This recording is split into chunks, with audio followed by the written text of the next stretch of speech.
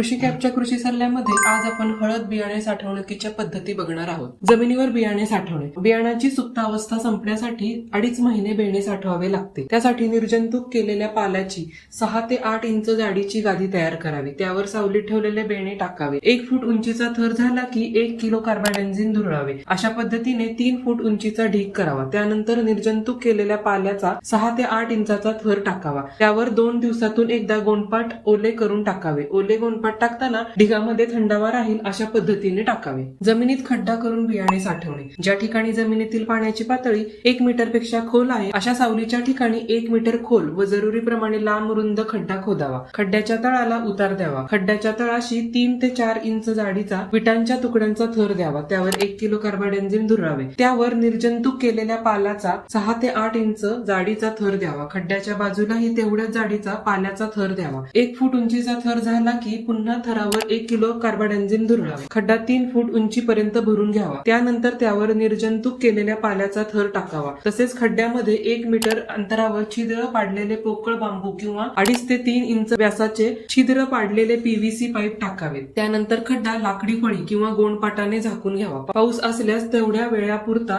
खड्डा प्लास्टिक कागदाने झाकून घ्यावा. हळद बाजारभाव माहितीसाठी कृषी शेतकरी आधुनिक शेतकरी फेसबुक पेजला फॉलो नक्की करा.